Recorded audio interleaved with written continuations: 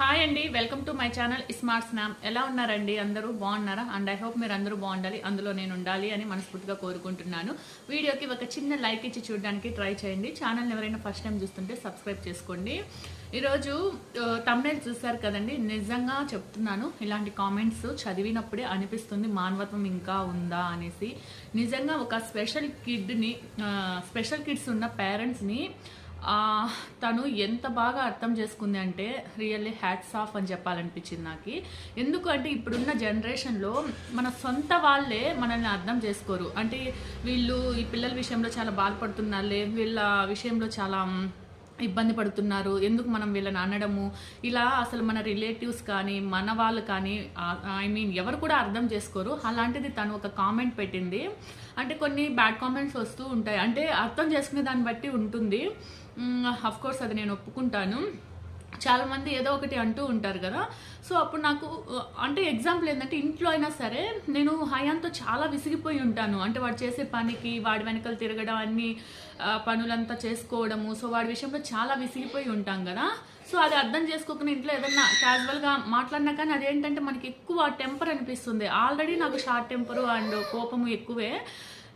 So అలాంటప్పుడు నాకు అది వాళ్ళు పాజిటివ్ కన్నా నాకు నెగిటివ్ వేలో అనిపించేస్తుంది అనమాట. ఎందుకంటే ఆల్రెడీ విసిగిపోయి ఉంటాం కాబట్టి దాన్ని మనం ఆలోచించి పాజిటివ్గా తీసుకునే అంత శక్తి అయితే ఉండదు.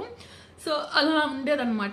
సో తను కామెంట్ పెట్టింది, నిజంగా నాకు చాలా బాగా అనిపించింది. అండ్ అటిజం అనేది 10 years ముందు నుంచి ఉంది. అది నేను కూడా చాలా వీడియోస్లో చూశాను. కాకపోతే అప్పట్లో ఎవరు పట్టించుకునే వాళ్ళు కాదనమాట, వదిలేసే వాళ్ళ పిల్లల్ని. అంటే సర్లే ఉన్నీలే అని చెప్పి వాళ్ళే తినిపించుకోవడము. సో పెద్దల కాలంలో అంతా వదిలేసేవాళ్ళు. ఇప్పుడేంటి అంటే మనం పిల్లల విషయంలో ఈవెన్ కోల్డ్ చేసినా కానీ ఎందుకు కోల్డ్ చేసింది, ఎలా వచ్చింది, దేని ద్వారా వచ్చింది, ఏ ఫుడ్ ఎఫెక్ట్ అయింది, ఇలా ప్రతిదీ కూడా చూస్తామన్నమాట. దానివల్ల ఏంటంటే ఇప్పుడు ఈ సిమ్టమ్స్ని ఎక్కువ కనుక్కొని సో దానికి ఏం చేయాలి, ఏ థెరపీస్ చేయాలి, ఇవన్నీ కూడా ఫాలో అవుతున్నారు. సో నేను కూడా చాలా వీడియోస్లో చూసానండి, ఎప్పటి నుంచో ఉంది అటిజం అనేది అని. కాకపోతే దాని పేరు అనేది ఎవరికి తెలియదు. అది రీసెంట్గా 10 years అట్లా అందరికి తెలిసిందనమాట. సో తన కామెంట్ నేను ఒకసారి డిస్ప్లే చేసి చదువుతాను, చూడండి. వేరే వాళ్ళు కామెంట్ పెట్టారండి, ప్రెగ్నెన్సీ టైంలో మీకు ఆ ప్రాబ్లం ఉందని చెప్పలేదా అని చెప్పి. దానికి తిను రిప్లై ఇచ్చారనమాట. హాయ్ అండి, అది ప్రెగ్నెన్సీ టైంలో ఏం తెలియదు, దానికి ఏ టెస్ట్లు ఉండవు. పిల్లలు మైల్ స్టోన్స్లో వెనకబడిన వాళ్ళు బిహేవియర్ని బట్టి అర్థం అవుతుంది. అసలు ఆ ప్రాబ్లం ఎందుకు వస్తుందో కూడా ఇప్పటి వరకు ఏ డాక్టర్ నిరూపించలేదు. ఎవరికి తెలిసిన కారణాలు వాళ్ళు చెప్తారు. మేనరికం అని, ప్రెగ్నెన్సీలో స్ట్రెస్ తీసుకోవడం అని, ఇలా ఇంకా చాలా చాలా చెప్తారు. దానికి అటిజం అని ఈ మధ్య కాలం గత 10 yearsగా మనకి తెలిసింది. కానీ అటిజము ముందు కూడా ఉండేది. ఏంటంటే అప్పట్లో వాళ్ళు పట్టించుకునే వాళ్ళు కాదు.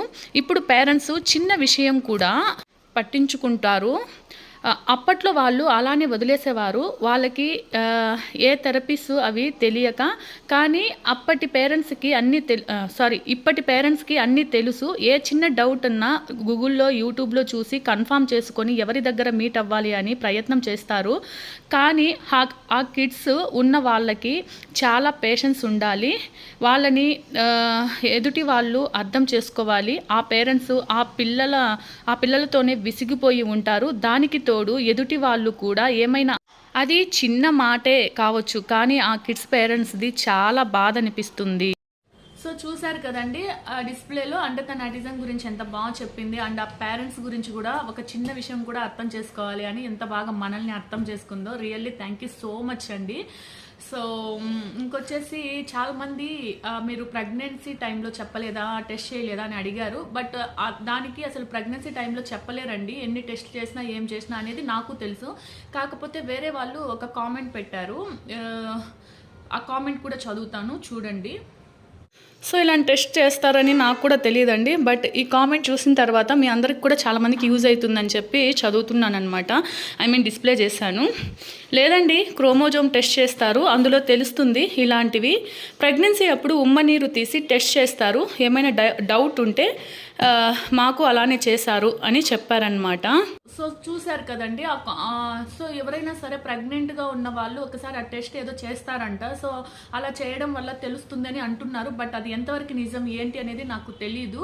సో ఎవరైనా సరే ఇప్పుడు ప్రెగ్నెన్సీ లేడీస్ ఉంటారు కదా, సో వాళ్ళు కూడా భయపడుతూ అట్లా ఉంటారు కదా, ఇప్పుడు జనరేషన్లో పిల్లలు ఎలా పుడతారో ఏమో ఏంటి అని ఇదిలో ఉంటారు కదా అన్నారు. సో మీరు కన్సల్ట్ అయ్యే డాక్టర్ని ఒకసారి కనుక్కోండి. ఒకవేళ పాసిబిలిటీ అవుతుంది కనుక్కోవచ్చు, ఇలా అలా అంటే ఆ టెస్ట్ ఏదో ఒకసారి చేయించుకొని చూడండి. పుట్టిన తర్వాత మనం బాధపడే కంటే ముందే చెప్పేట్టుగా ఉంటే సో దానికి సంబంధించి ఏదైనా కేరింగ్స్ కానీ అవన్నీ మనం ఏదైనా కేర్ తీసుకోవచ్చు అంటే తీసుకోవచ్చు కదా ముందే మనకు తెలిస్తే. సో ఒకసారి ట్రై చేయండి, అది మీకు యూజ్ అవుతుంది అనేసి నేను చెప్పానమాట. నిజంగా నాకైతే తెలియదండి, ప్రెగ్నెన్సీ టైంలో అలా టెస్ట్ చేసి మనకి ప్రాబ్లం అనేది అటిజం అనేది ఉంటుంది పిల్లల్లో, లేకుంటే ఇంకేదైనా ప్రాబ్లం ఉంటుందని చెప్తారు అనేది. సో ఒకసారి ఆ టెస్ట్ ఏదో చూడండి, మీ డాక్టర్ని కన్సల్ట్ అయ్యి వాళ్ళు ఏం చెప్తారు అనేది చూడండి. సో ఇంకా కొంతమంది కామెంట్స్ పెట్టినారు, చాలా హ్యాపీ అనిపించింది. సో అందరికి కూడా థ్యాంక్ యూ సో మచ్. ఇప్పుడు నేను పర్టికులర్గా ఈ వీడియోలో నేను మీతో కొన్ని టిప్స్ అయితే షేర్ చేసుకుందాం అనుకుంటున్నాను. ఎందుకంటే ఈ స్పెషల్ కిడ్స్ ఏంటంటే మనకి ఏది చెప్పరు కదా, ఏది చెప్పరు. ఇన్ కేస్ ఎక్కడైనా వాళ్ళు ఆడుకుంటూ ఇంకొక దగ్గరికి వెళ్ళినప్పుడు వాళ్ళు ఎక్కడుంటారో మనకు తెలియదు కదా, మనం పిలిచినా కానీ పలకరండి. సో అప్పుడు మనకి ఎక్కడున్నారు వీళ్ళు ఏంటి అనేది తెలియక ఇల్లంతా వెతుకుతూ కంగారు పడిపోతూ ఉంటాము.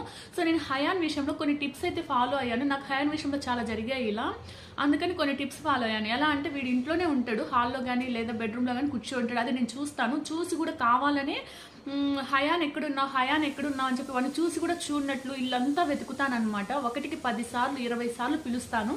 సో వాడు కూర్చొని అట్లనే అబ్జర్వ్ చేస్తాడు. అలా కొద్ది రోజులు అబ్జర్వ్ చేశాడండి, ఒక 5 days 10 days అలా అబ్జర్వ్ చేశాడు. తర్వాత రీసెంట్గా ఏమైందంటే వాడు బెడ్రూమ్లో కూర్చొని ఉన్నాడు, నేను అరుస్తున్నా, హయాన్ ఎక్కడున్నావు, అమ్మకి కనిపించు, అమ్మ బాధపడుతుంది, అమ్మ ఏడుస్తుంది హయాన్, ఒక్కసారి కనిపించు హయాన్ అమ్మకి అని నేను అంటూ ఉన్నాను. వాడు నన్ను చూస్తూ ఉన్నాడు, అది కూడా నేను అబ్జర్వ్ చేశాను. ప్లీజ్ హయాన్ నువ్వు ఎక్కడున్నావు, నాకు కనిపించట్లేదు అని కొంచెం ఏడ్చినట్టు ఊరికి ఒక దగ్గర కూర్చున్నాను. అవును బెడ్రూమ్లోంచి పరిగెత్తుకుంటూ వచ్చాడండి, రియల్లీ షాక్ నేనైతే. సో ఈ టిప్ అనేది నాకైతే వర్కౌట్ అయ్యింది. 1-10 సార్లు మనం ట్రై చేస్తే ఖచ్చితంగా వర్కౌట్ అవుతుంది. అప్పుడు ఏంటంటే వాళ్ళు ఎక్కడైనా ఉన్నా కానీ మనం పిలిచినప్పుడు అయ్యో అమ్మ పిలుస్తుంది, నాన్న పిలుస్తున్నాడే, మనం వెళ్ళాలి, ప్లీజ్ నాన్న అమ్మ పిలుస్తుంది, నాన్న పిలుస్తున్నాడు, మనం వెళ్ళాలి, వాళ్ళకి కనిపించాలి అని చెప్పే ఒక ఆలోచన అనేది వాళ్ళలో వస్తుంది. సో మీరు వాడిని చూసినా సరే చూడనట్లే పిలుస్తూ ఉండండి, ఎక్కడున్నావు ఏంటి, అమ్మ పిలుస్తుంది కదా, అమ్మ దగ్గరికి రా, ఇలా చెప్పండి. అండ్ ఇంకోటి ఏంటి అంటే వాష్రూమ్లోకి వెళ్ళిపోతూ అట్లా ఉంటారనమాట. సో అప్పుడు గడి పెట్టేసుకుంటే మనకు బయట నుంచి ప్రాబ్లం అవుతుంది కదా. సో అప్పుడు ఏంటంటే వాడిని మనం వాష్రూమ్కి తీసుకెళ్ళినప్పుడు కానీ అలాంటప్పుడు ఏంటంటే లోపలే పెట్టి వాడు చూసేట్టుగానే గడి ఇలా వాడి చేతులను పెట్టించి మళ్ళీ ఓపెన్ చేయించడానికి అలా ట్రై చేస్తానన్నమాట. ఎందుకంటే ఇన్కేస్ సమ్ టైమ్స్ మనము క్లోజ్ చేయకుండా మర్చిపోతే ఒకవేళ వాళ్ళు వేసుకుంటే కష్టం కదా. అలా ఒక 10-15 రోజులు మనం వాడితోనే ఉంటూ గడి పెట్టడానికి తీయడానికి ట్రై చేయాలి.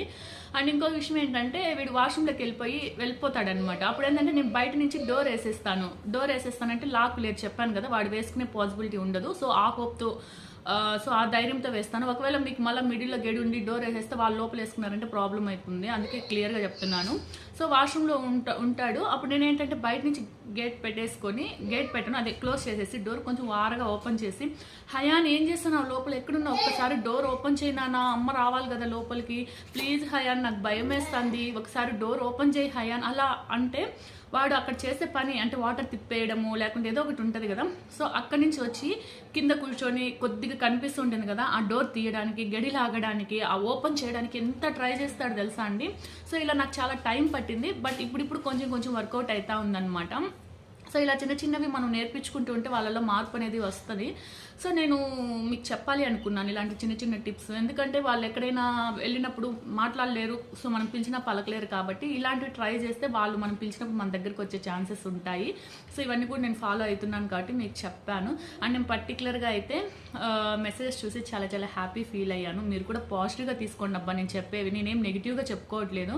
అండ్ మా అబ్బాయిలో ఈ లోపం ఉంది ఆ లోపం ఉందని నేనేం ఫీల్ అవ్వట్లేదండి. సో ఎంత లోపం ఉన్నా సరే మనం ట్రై చేస్తే మనం సెట్ చేసుకోవచ్చు అన్న ఇదితోనే చెప్తున్నాను, అంతేనండి, ఇంకా వేరే ఉద్దేశం అయితే ఏం లేదు. అండ్ ఐ హోప్ ఈ వీడియో మీకు నచ్చింది అని అనుకుంటున్నాను. సో నచ్చింటే లైక్ చేసి ఛానల్ని సబ్స్క్రైబ్ చేసుకోండి. Thank you for watching. మళ్ళీ ఒక మంచి వీడియోతో వస్తాను. బాయ్.